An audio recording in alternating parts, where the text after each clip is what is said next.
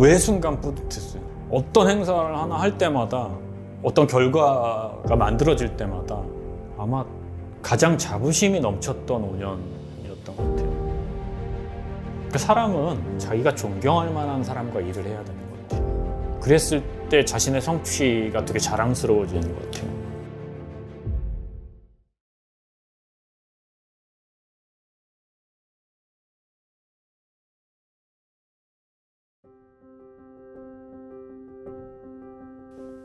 제주 얘기도 살짝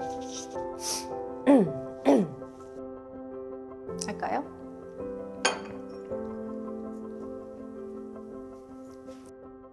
안녕하세요. 네, 안녕하세요. 2023년이 됐습니다. 새해 복 많이 받으십시오. 네, 새해 복 많이 받으세요. 시간이 정말 빨리 가네요. 일할 때도 빨리 간다고 생각했는데 놀 때는 더 빨리 가는 것 같아요. 자유의 몸이 된 지 한 1년 다 되어가는 것 같아요. 2022년 5월 13일이 제가 마지막으로 일했던 날이니까 반년이 지났고 이제 어쨌든 간에 또 새해가 왔네요. 네. 아니 그 해리포터의 네. 도비 이즈 프리를 빗대서 탁비 이즈 프리라는 말이 그 당시에 또 막 화제가 됐었는데 네, 저도 봤어요. 예. 제가 아마 마지막에 문재인 대통령님 사저에 모셔다 드리고 나오면서 제가 왜 그랬는지 모르겠는데 하여튼 기분이 엄청 좋았고 그 좋은 기분에 이제 가방을 하늘 위로 던졌는데 그 모습이 찍힌 사진을 보고 뭐 여러 얘기들을 하시는 걸 저도 봤어요. 도비, 탁비 말이 딱 맞는구나 그런 생각을 했습니다. 근데 뭐 어쨌든 1년 조금 안 되는 시간이긴 한데 그동안 정말 이 프리한 삶을 네. 사셨나요? 반은 맞고 또 반은 조금 갸우뚱거리게 만드는 게 일했던 5년간도 뭐 누가 강제로 시킨 건 아니었으니까 제가 좋아서 했던 일이고 또 즐거웠던 기억들이 더 많고 나와서의 시간들은 뭐랄까요 아직은 그 5년 안에 조금 갇혀있는 느낌? 그런 게 좀 더 있는 것 같아요. 그럼 그 갇혀있는 그 시간 동안에 또 글을 쓰시고 네. 책을 내셨단 말이죠. 그렇게 됐죠. 예. 그래서 오늘 이 책 이야기를 저희가 나눠보려고 합니다. 예.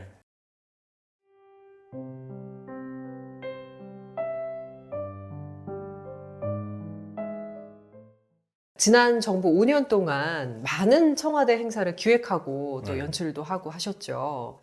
굉장히 많은 또 찬사도 이어졌었고 또 반대로 야당의 거센 비판에 직면한 적도 굉장히 많았던 비율로 따지면 아마 비난을 더 많이 받지 않았을까요? 그랬나요? 네. 총 한 몇 개 정도의 청와대 행사를 기획하신 거예요? 제가 기억하기로는 재임 5년 동안 한 1195개 정도까지만 카운팅을 했던 것 같아요. 그게 이제 국내에서 1195개. 벌어졌던 행사들. 네. 해외에서 벌어졌던 건 또 다른 거고. 제가 예상했던 것보다는 굉장히 많은 행사들이 있었거든요. 저도 되게 많이 놀랐어요. 네. 이렇게 많이 했었나 싶었던 게 좀 있죠. 제가 책을 보니까 하나하나 신경 써야 될 게 너무 많더라고요. 처음에 이제 제가 놀랬던 것은 의도하지 않은 게 다 해석이 되더라고요. 대통령이 왼쪽으로 움직였느냐 오른쪽으로 움직였느냐 물컵의 색깔이 뭐냐 뭐 심지어는 그런 것까지도 다 의미를 부여하더라고요. 언론이 그리고 국민들이. 그래서 어느 순간부터는 의도하지 않은 해석이 나올 바에는 차라리 모든 것을 의도하는 게 낫겠다는 생각이 드는 거예요. 어떻게든 해석이 되니까. 그래서 하나하나 의미를 담다 보니 말씀하신 것처럼 정말 여러 가지를 고려할 수밖에 없었죠. 아까 말씀하신 그 1000개 이상의 행사 중에서 가장 기억에 남는 행사가 뭐였나요? 이렇게 물어보면 사실은 굉장히 하나로 답변하기가 쉽지 않을 것 같은데 근데 그럼에도 불구하고 가장 기억에 남는 행사 하나를 꼽아주신다면요? 하나하나의 행사들을 놓고 보면 거기에는 다 사연을 담으려고 했던 게 있었어요. 예를 들어 광복절에는 독립유공자들 근데 독립유공자들 중에서도 어떤 특정한 사람의 이야기를 꺼내올 때도 있고 혹은 그들의 헌신에 대해서 얘기할 때도 있고 근데 아까 얘기했던 행사들은 그런 주인공들이 있었던 것 같아요. 그래서 제가 무엇인가를 우리가 기억하려고 할 때 시간이 지나면 그런 것들이 되게 다 희미해지잖아요. 그렇죠. 근데 결국은 남는 거는 이야기이고 그 그 이야기 안에 있는 사람인 것 같아요. 예를 들어 지금 이제 얘기하면서도 계속 떠오르는 게 네. 어느 해 광복절에 애국가를 불렀던 어느 할머니. 제가 책에도 썼습니다만 오희옥 예, 할머니였죠. 지사의 할머니. 그 광복절의 여러 메시지들은 잘 생각이 안 나요 이제. 네. 그리고 제가 만들었던 영상이라든지 거기서 있었던 공연이라든지 심지어는 불경스럽게도 대통령의 메시지도 잘 생각이 안 나요. 네. 무대가 어떻게 됐었는지도 잘 생각이 안 나고. 근데 그 할머니는 생각이 나요. 맞아요. 그리고 그 할머니가 불렀던 애국가의 멜로디도 생각나고. 그때 오희옥 할머니하고 직접 대화를 나누시면서 노래 부르시는 걸 한번 들었다고 하셨었죠? 아니, 왜냐하면 이제 실제로 연세가 많으셨고 네. 그 당시만 해도 지금 뭐 더 많으시고 그 당시에도 90세가 넘으셨었으니까. 원래는 제가 다른 걸 생각했었어요. 그러니까 오희옥 할머니가 그날 대통령께 친수, 그러니까 훈장을 직접 받는 대상자 중에 한 분이셨는데 독립유공자로서. 네, 유공자로서 원래는 독립유공자분들을 전체를 다 모셔서 같이 애국가를 좀 선창하게 하려고 했던 건데 유공자분들 중에 이제 대개 돌아가신 분들이 많고 유족들이 대신 부르는 건 조금 모양새가 뭐 적절치 않은 것 같아서 그 할머니를 어떻게 무대에 세우는 게 좋을지 고민을 많이 했는데 그때 또 공교롭게도 반주를 맡은 국방부 교향악단이 잠깐 쉬는 시간이었어요. 그래서 무대에 할머니 혼자 있게 된 거예요. 그리고 저는 이 할머니가 어느 정도 노래를 하실 수 있는지, 그러니까 노래를 잘하고 못하고의 문제가 아니라 노래를 하실 수 있는지를 확인해야 되니까 할머니 반주가 없는데 그냥 한번 불러보세요. 그러니까 옛날 버전으로 불러라 이게 아니었고 그냥 한번 불러보세요. 그래서 전 당연히 요즘 부르는 애국가를 부르실 거라고 생각했는데 거기서 이제 올드랭사인 버전의 애국가를 부르신 거죠. 어떻게 부르는 거였죠? 동해물과 백두산이 마르고 닳도록 이렇게 부르시는 거죠. 그 당시에 독립운동가들이 운동가들이 그렇게 불렀던. 불렀다. 네, 왜냐하면 하더라고요. 애국가라는 거는 안익태 네. 선생이 나중에 이제 곡을 붙인 거기 때문에 독립운동 당시에는 석별의정, 올드랭사인 버전의 애국가를 널리 불렸었다고 하더라고요. 흔한 말로 망치로 머리를 두들겨 맞은 것 같은. 물론 저는 그 멜로디를 알고는 있었지만 그래서 할머니한테 얘기를 한 거죠. 할머니 이 멜로디 그대로 하실 수 있겠냐. 그랬더니 너무 정정하게 나 할 수 있다고. 그래서 그 할머니를 애국가 제창 앞에 한 소절 그리고 반주 없이 무반주로 부르게 했었던 거죠. 정말 그거는 많은 국민들이 가슴이 뭉클하고 눈물을 흘리셨던 것 같아요. 고민을 되게 많이 했었어요 그때. 네. 왜냐하면 이게 이제 국가 행사는 어쨌든 국가 의전이라는 그 순서가 있잖아요. 그거는 훼손해서도 안 되고 또 절차와 과정이 있고 또 짧게는 몇십 년, 길게는 건국 이래 지금까지 내려왔던 형식이니까 거기에 이전에 없던 어떤 한 꼭지를 집어넣는 거 아니에요. 애국가는 재창하게 돼 있는데 그 재창하기에 앞서서 뭔가 하나를 더 집어넣는 것이 혹시나 국가의 의전 관례를 흐트러뜨리는 건 아닌가 걱정하고 우려했던 분들도 계셨고 실제로 저도 거기서 많이 망설였던 건 사실이죠. 근데 이제 결국은 여러 명의 동의를 얻어내고 행사를 그렇게 할 수 있었던 것은 광복절의 진짜 의미가 뭐냐, 우리가 왜 광복절을 기념하냐. 광복절을 기념하는 이유는 딱 하나잖아요. 그날 광복했기 때문인 거 아니에요. 그렇죠. 독립했기 때문이고. 네. 그러면 행사에서 가장 중요한 것은 그날의 감격, 그날의 환희, 혹은 그날을 위해 헌신했던 사람들에 대한 추억, 이런 것들을 당대에 살고 있는 사람들에게 보여줘야 되는 거 아니에요. 그러기 위해서 필요한 그 부분이라고 생각했던 것 같아요. 그래서 그게 설득이 됐던 것 같고, 본질에 충실하려고 노력했다는 얘기를 드리는 거죠.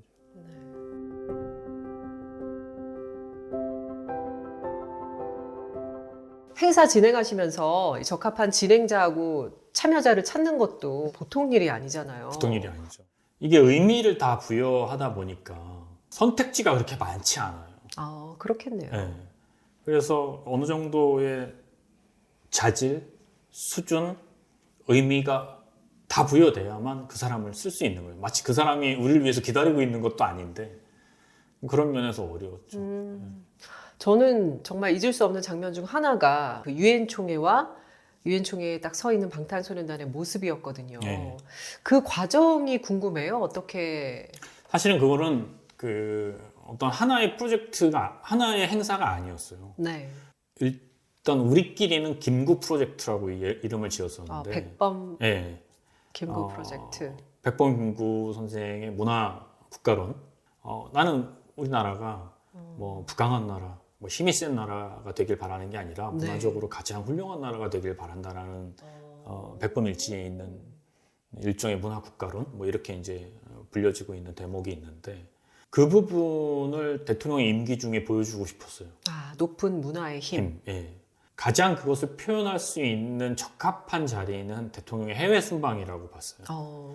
그래서 대통령의 해외 순방에는 매번 다 할 수는 없었지만 항상 문화적인 행사들을 같이 준비했고 대통령이 해외를 방문했던 계기로 그 나라의 우리 문화의 우수성 혹은 우리 문화에 자랑하고 싶은 것들 그런 것들을 늘 보여줬던 것 같아요. 그 중에 하나였던 거예요. 원래는 대한민국 외교사 중에 처음 있는 일일 거예요. 처음이고 앞으로 많이 있었으면 싶은데 쉽지 않을 거죠. 대한민국의 대통령이 유엔 총회에서 전 세계 국가를 대표한 대표 연설을 한 것도 처음 있는 일이고 네. 또 대한민국의 아티스트가 유엔 총회장에서 전 세계 청년들을 대표해서 연설한 것도 처음 있는 일이죠. 아마 2번은 어렵지 않나? 이런 생각이 들 정도로. 그래서 무척 대단한 성과라고 생각을 합니다. 네, 지금도. 그때 뭐 대단한 화제를 낳았었고. 그때 유엔 사무차장이 저한테 그런 얘기했어요. 유엔이 결성되고 난 이후에 지금까지 전 세계 역사에 여러 선언들, 여러 사건들이 유엔 안에서 있었는데 그 어떤 선언과 사건보다 가장 많은 사람들이 주목했던 연설이었다. 그때 RM이 직접 나와서 연설을 했는데 네, 맞아요. 그 연설문은 직접 작성을. 그건 그쪽에서 100% 그쪽에서 다 쓴 거예요. 다만 이제 우리랑 상의했던 거는 이것을 영어로 할 것이냐 한글로 할 것이냐. 그래서 처음에 이제 영어로 하자는 의견도 좀 있었어요. 어쨌든 간에 메시지니까 전달이 더 중요하니까. 네. 근데 이제 저도 그렇게 주장했고 멤버들도 그렇게 주장했고 한글로 하자. 한글로. 네. 한글로 하고 자막을 다는 게 훨씬 더 의미가 있을 것 같다. 그래서 결국은 한글로 했죠. 그걸 준비하면서 사실 여러 가지 에피소드들이 있었을 것 같은데 혹시나 또 한 번도 이야기하지 않은 그런 재밌는 에피소드 있을까요? 이 유엔과 방탄 이 에피소드 중에서? 뭐 이 친구들의 대단한 인기를 실감할 수 있었던 계기가 됐죠. 어떻게 그러니까 실감? 원래는 이제 이게 비대면 상황이었기 때문에 그 당시 유엔 총회가 그 SDG 모멘트라는 그 특별 세션에 참석할 수 있는 나라를 되게 제한했어요 유엔에서. 이게 뭐 거리두기 문제도 있고 또 세계 정상들이 모이는 자리니까 그 어느 행사보다도 그 방역이나 이런 거에 신경을 많이 썼을 거 아니에요. 그리고 또 해외 정상이라는 분들이 각자의 일정도 너무 바쁘기 때문에 네. 그 현장에 다 와야 하는 게 아니면 굳이 오지도 않아요. 근데 이 친구들 연설할 때 오지 않아도 되는 정상들이 네, 꽤 많은 분들이 와가지고 그 앞에서 연설을 들었던 그런 적도 있었고 같은 맥락에서 뭐 출입 통제나 이런 것들이 되게 엄격하거든요. 네. 아무래도 그렇겠죠. 네. 근데 각 국가마다 들어올 수 있는 인원이 제한돼 있어요.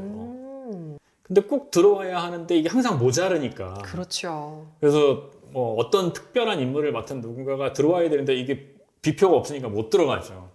근데 그 앞에서 이제 통제하는 사람에게 나 꼭 들어가야 된다. 한국에서 왔다. 너 비표가 없어 못 들어가지 않냐. 네. 나 꼭 들어가야 되는 사람이다. 네가 어떤 사람인지 내가 어떻게 아냐? 라고 했을 때 리허설 때 이제 방탄소년단이랑 같이 찍은 사진을 보여주니까 들어가라고 하더라고. 그래서 들어왔어요. 그래요? 그 사진 그런 한 적도 장으로? 있었어요. 그 정도로 이 친구도 진짜 대단하구나. 그런 걸 느낀 적이 있었죠.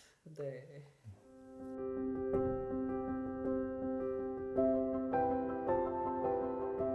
청와대 생활 하시면서 정말 뿌듯했다라는 순간들도 여럿이 있었을 것이고 정말 힘들다라고 느꼈던 순간들도 여럿 있었을 것 같아요. 한 가지씩만 좀 얘기를 해주시죠. 힘든 거는 뭐 진짜 제가 사표를 3번인가 냈거든요. 3번이나 네, 내셨나요? 언론에 공개된 것도 있었고 제가 감당하기 어렵다는 생각은 5년 내내 계속 했었던 것 같아요. 그래서 뭐 어느 한순간이 힘들었다가 아니라 내내 힘들었고 그래요? 네, 내내 힘들었는데 이것도 처음 말씀드린 에피소드 같은데 제가 임기 초에도 엄청나게 힘든 일이 많았고 네. 뭐 중간중간 행사를 할 때마다 네. 그래서 이제 이게 사람이 사실은 버틸 수 있는 어떤 한계치라는 게 있잖아요. 그렇죠. 그게 이제 거의 바닥을 찍었을 때예요. 대통령이 개인적인 위로나 이런 거 하시는 분이 아니니까. 근데 딱 한 번 저한테 밥을 먹자고 하신 거예요. 관저에서. 그래서 제가 이제 속으로는 이제 드디어 나한테 위로를 해주려고 하는구나. 네네. 그렇지만 나는 사표를 내겠다. 이렇게 생각을 하고 좀 더 일찍 얘기하시지. 이런 생각을 하면 이제 올라갔어요, 관저에서.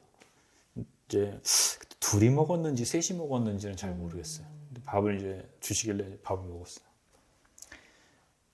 한마디를 안 하시는 거예요. 사람 불러놓고 밥을 먹으면서 보통 뭐 그 힘든 일이 많냐. 뭐 그렇죠. 그래도 기운 내라. 뭐 이렇게 얘기를 하려고 불렀을 거 아니에요, 사람을. 한마디를 안 하세요. 저도 말 한마디 안 하고 밥을 먹었어요. 도대체 이게 뭐지? 속으로는 무슨 말씀을 한마디 하실 텐데 언제 하시려고 그러지? 밥 다 먹고 차 마실 때 하시려나? 밥을 다 먹었어요. 한마디 안 하셨죠. 차를 한 잔씩 마셨어요. 한마디를 안 하고. 더 앉아있기도 좀 그런 거예요. 이제 차까지 다 마셨으니까. 내려가 보겠습니다. 내려가 봐. 그리고 원래 그런 분이니까 하고 딱 내려오는데 그 관저에서 신발을 신고 나오려고 하는데 관저 그 현관 앞으로 이렇게 오시더라고요. 그래서 이제 제가 마지막으로 이제 꾸벅 인사를 하니까 그때 한마디를 하시는 거예요. 많이 힘들어. 뭐 이렇게 얘기했어요. 그래서 제가 울컥한 거예요, 거기서. 예, 많이 힘듭니다. 그랬더니 힘들면 나를 봐. 힘들면 내 처지를 봐, 이런 의미였겠죠, 아마. 네, 그래서 웃었어요, 제가 거기서. 그건 뭐 되게 여러 가지를 해석할 수 있었다고 생각해요. 네가 힘들면 나만큼 힘들어? 뭐 이런 의미도 있을 거고, 아니면 나를 생각해서 더 참아줘라고, 열심히 일해줘라고 얘기했던 것일 수도 있고. 근데 그 당시에는 그게 좀 웃겼다고 해야 될까요? 그러니까 웃음이 순간 푹 하고 터진 거예요. 그러니까. 눈물이 쏙 들어갔겠네요. 웃으면서 나왔죠. 그런 경우도 있어요. 그래서 사표를 반려했나요? 그 다음에 사표는 어디론가 사라졌던 것 같아요. 사라져야죠. 힘들면 나를 봐. 이런 말씀. 워딩이 정확하진 않아요. 들었는데. 맞아. 아마 그 얘기였던 것 같아요. 야, 그렇게 5년의 세월을 보내셨군요. 저는 가장 힘든 순간 하면 어떤 순간이라고 딱 말씀을 하실 줄 알았거든요. 아니, 진짜 내내 너무 힘들었어요. 내내 힘들고. 그래서 제가 알기로는 좀 위병까지 얻으셔서 뭐 만성이 돼버려서 이제. 네. 그럼 아까 반대로 가장 뿌듯한 순간 그래도 똑같아요. 매 순간 뿌듯했어요. 매 순간이요? 네. 어떤 행사를 하나 할 때마다 또 어떤 결과가 만들어질 때마다 아마 가장 자부심이 넘쳤던 5년이었던 것 같아요. 대통령의 의전비서관으로서도 그랬고 대한민국의 국민으로서도 그랬고 그러니까 사람은 자기가 존경할 만한 사람과 일을 해야 되는 것 같아요. 그랬을 때 자신의 성취가 되게 자랑스러워지는 것 같아요. 그런 면에서 저한테 그 5년은 가장 힘들었고 다시 하라면 못할 시간이지만 동시에 가장 뿌듯했고 매 순간 기억하고 싶은 그런 순간이기도 했던 것 같아요. 네.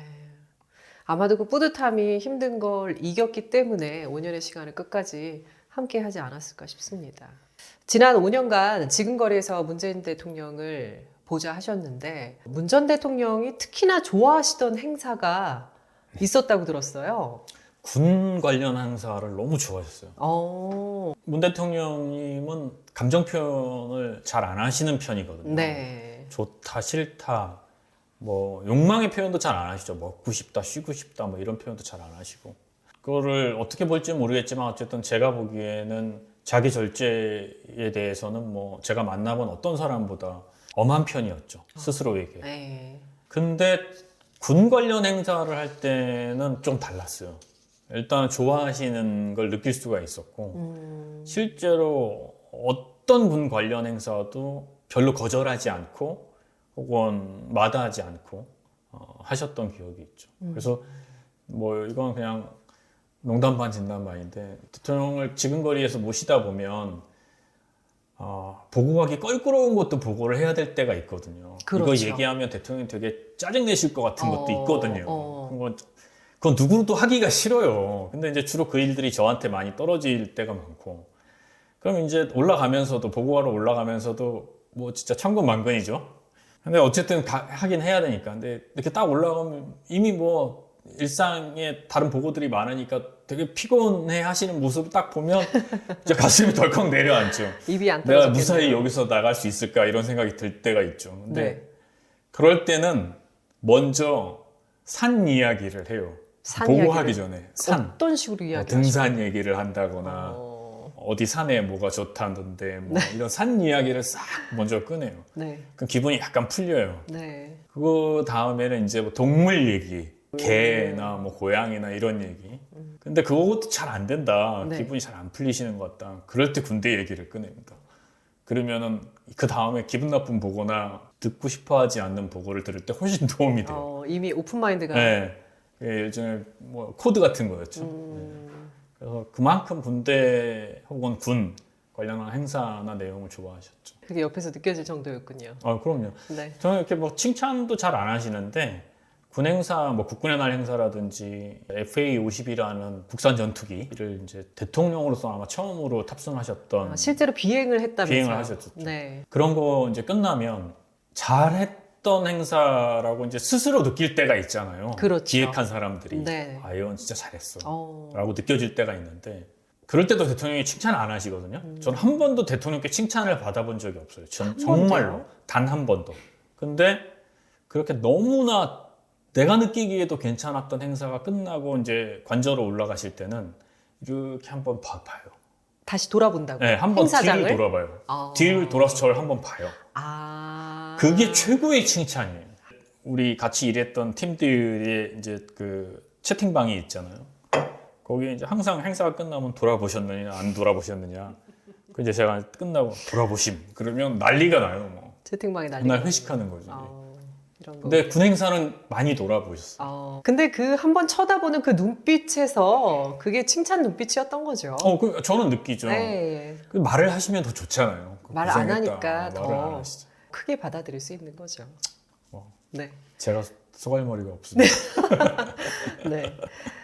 어쨌든 이렇게 가까운 데서 문 전 대통령을 계속 바라보셨고 또 이 책에는 그동안 기획하신 행사 내용이 있지만 당연히 그 안에는 문 전 대통령 이야기들이 곳곳에 조금씩은 나와 있는데 밀떡이다 뭐 이런 얘기는 쓰셨지만 정말 탁현민 씨가 생각하는 문 전 대통령은 가까이서 바라본 문 전 대통령은 어떤 분이다. 이런 내용은 책에서 제가 좀 찾아보지 못했던 것 같아요. 그래서 제가 궁금하더라고요. 춘풍추상이라는 말 있잖아요.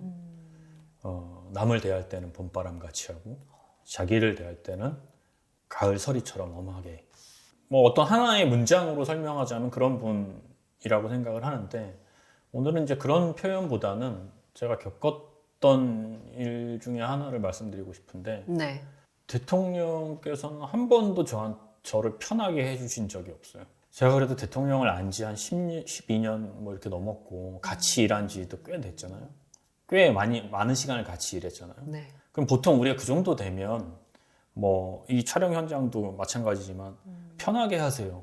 뭐 단둘이 있을 경우에 편하게 얘기해 보세요. 이런 말 할 법하잖아요. 그렇죠. 저도 그런 말을 많이 하거든요. 특히나 이제 약간 뭐 상하 관계라든지 어느 정도 긴장 관계에 있는 사람들을 만날 때는 의도적으로라도 그렇게 하려고 하는데 한 번도 저한테 편하게 하라는 말을 한 적이 없어요.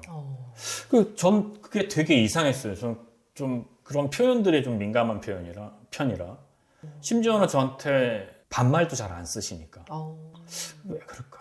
그거를 오랫동안 생각했는데 일을 그만두고 나서 이 책을 쓰면서 알 것 같은 거예요. 그러니까 인간적으로 혹은 개인적인 인연이 충분히 있지만 청와대에 있을 때만큼은 저를 대통령과 의전비서관으로만 생각했던 것 같아요.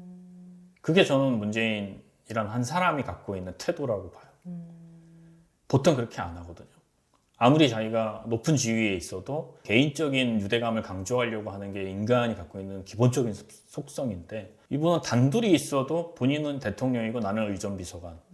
그 안에서 모든 이야기들이 오가야 된다고 생각했던 것 같아요. 네. 그런 면에서 그 일화가 아마 문재인이라는 한 사람을 보여줄 수 있는 가장 현실적인 혹은 가장 체험적인 사례가 아닐까 싶어요. 그러면은 지난해에 문 전 대통령께서 제주도에 내려와서 같이 또 시간을 보내신 적이 있었잖아요. 네. 그럼 민간인의 신분으로서 이제는 더 이상 대통령과 비서관의 신분이 아니었잖아요. 그때의 느낌은 완전히 어땠어요? 달랐죠. 그때는 저는 그래서 약간 좀 당황했어요. 어. 그 대통령이 제가 재임 일하고 있을 동안 그렇게 많은 시간 같이 있었음에도 불구하고 특히나 뭐 해외 순방을 갔을 때나 어떤 때라도 뭘 먹고 싶다고 얘기한 적을 들어본 적이 없거든요. 아, 내가 뭘 먹고 싶다. 근데 그런 걸 얘기를 하시고 어딜 가고 싶다를 얘기하시고 쉬고 싶다를 얘기하시고 뭐가 재밌다 재미없다 이런 걸 얘기하시더라고요. 그래서 저는 되게 놀랐죠 거기에. 그 전에는 한 번도 들어보지 못했던 말들이. 훨씬 더 인간적인 그런 면모를 지난해에는 많이 느끼셨을 것 같아요. 근데 좀 낯설죠 그게 나한테는. 아, 그런가요? 네. 낯설고 뭔가 네. 생경하고. 네.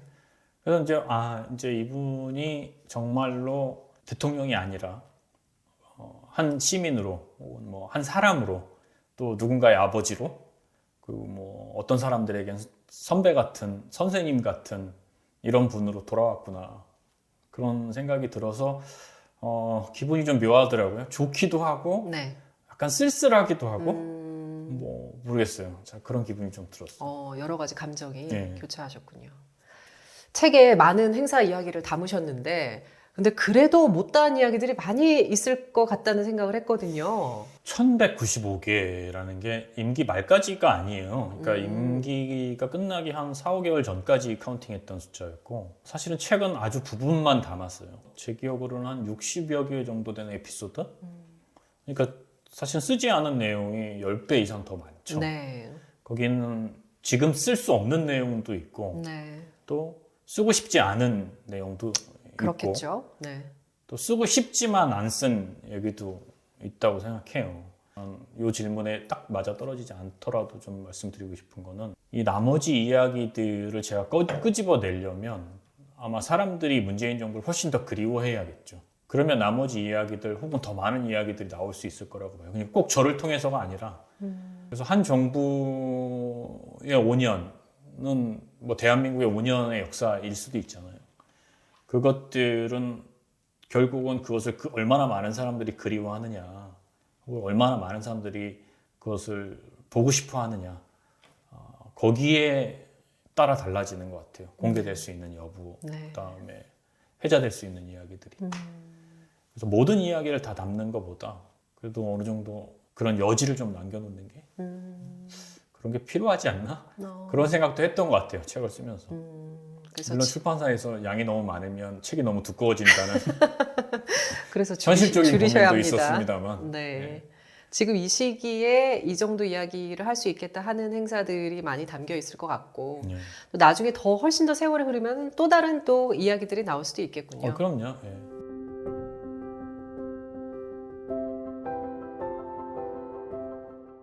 올해 초에 이렇게 또 책이 나왔고 탁현민 씨가 어떤 모습으로 이제 활동을 하게 될지 또 사람들에게 보여지게 될지 그런 부분도 굉장히 궁금하고요. 우리나라에 대한 또 어떤 사명감도 가지고 계신 것 같은데 그런 사명감을 가지고 비전을 보여주는 그런 모습도 보게 되지 않을까라는 생각이 들거든요. 그런 모습이 보고 싶으신가요? 그렇기도 하고요. 사람에게는 쓸모가 있고 쓰임이 있잖아요.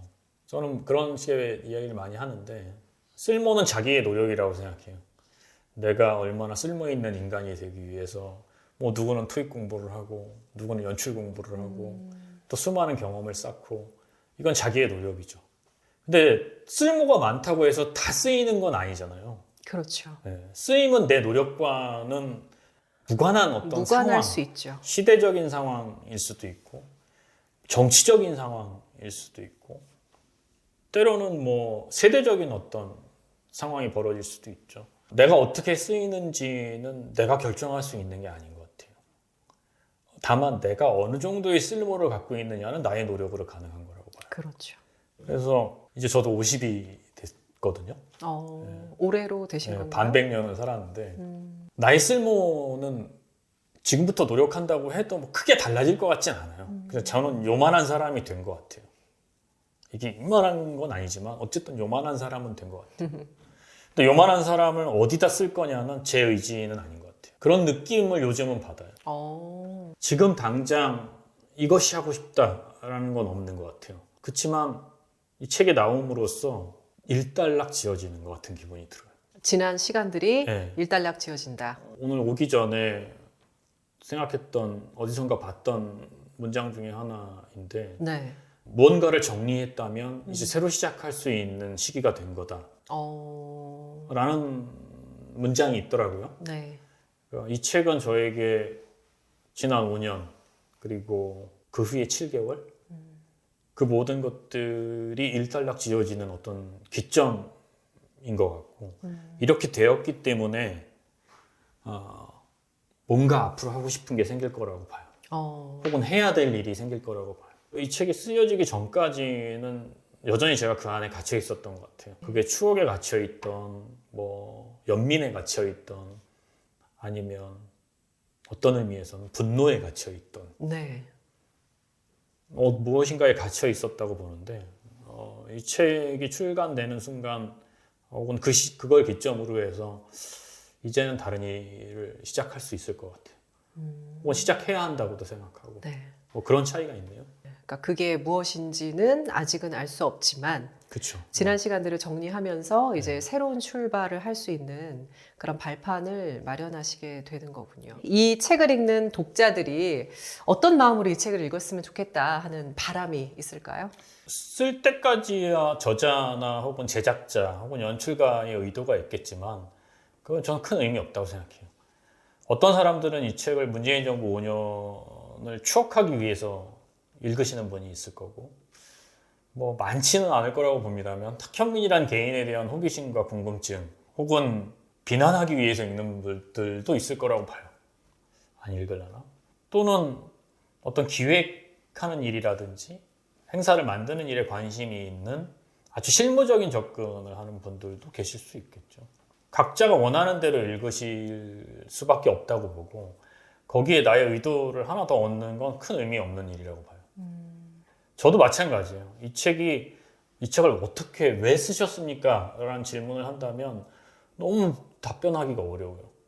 어떤 때는 추억하고 싶은 에피소드가 있었고 어떤 때는 연출하는 사람으로서 막 자랑하고 싶었던 그럴 수 있죠. 에피소드가 있었고 어떤 거는 이건 좀 숨기고 싶은데 기록이니까 내가 조금 잘못한 거지만 기록이니까 하고 남겨놓은 것도 있거든요.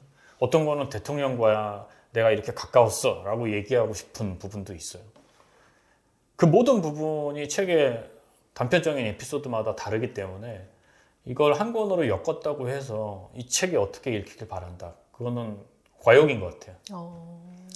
각자 읽고 싶은 대로 읽으면 될 일이고 다만 많이 읽었으면 좋겠어요. 그 부분은 명확해요. 책은 한 사람이 여러 권 사는 게 제일 좋은 것 같아요. 너무 대놓고 얘기를 하시네요. 아까 제가 첫 질문에 왜 지금 썼는지를 얼버무렸잖아요. 저 역시도 거기서 자유롭지 않은 것 같은 건 사실이에요. 좀 더 여유 있게 했어야 하지 않나? 이런 생각도 좀 들긴 들어요. 근데 어떤 일이 있었냐면 지난번에 대통령이 제주도 내려오셨을 때 제가 대통령께 여쭤본 적이 있어요. 대통령 이제 자서전 얘기를 많이 들으실 텐데 자서전 어떻게 생각하십니까? 그랬더니 대통령이 뭐라고 하셨냐면 노무현 대통령 때도 옆에서 봤는데 대통령이 이야기를 쓰기 전에 많은 다른 이야기들이 나와야 한다고 생각하신다고 그러더라고요. 왜 그러냐 하면 그때 노무현 대통령을 옆에서 보니까 대통령이 기억하는 것은 결과만 기억하더라는 거예요. 근데 제가 맞다 이런 생각이 들었어요. 왜냐하면 대통령은 최종적인 보고를 받거든요. 그렇죠. 똑같은 하나의 사건도 대통령께는 정리된 최종 보고가 들어가는 거고 그 사이에 수십 번 바뀌는 과정은 그 일을 했던 실무자만 아는 거죠. 그래서 대통령이 문재인 정부 5년을 회고하는 자서전을 쓰기 위해서는 탁현민 같은 여러 사람들이 자기의 일들을 정리해 놓을 필요가 있겠더라고요. 어쩌면 이 책은 그 작업을 위한 정지 작업일 수도 있어요. 그 정도의 의미만 있어도 저는 충분하다고 봐요. 그렇더라도 만족합니다. 정말인가요? 그렇지만 많이 사는 게 좋다. 알겠습니다. 네, 탁현민 전 청와대 의전비서관 모시고 오늘 이야기 나눠봤습니다. 2023년 새해인데 또 새롭게 책도 나오고 또 올 한 해의 새로운 활동들도 기대해 보도록 하겠습니다. 책에 대해서 아마 이렇게 진지하게 이야기할 수 있는 시간이 많지 않을 텐데라는 걱정이 좀 드는데 그래도 오늘 여러 이야기 할 수 있어서 너무 좋았고 또 정말 바쁘신데 여기까지 와주셔서 아닙니다. 네, 고맙습니다. 네. 감사합니다. 고맙습니다. 네.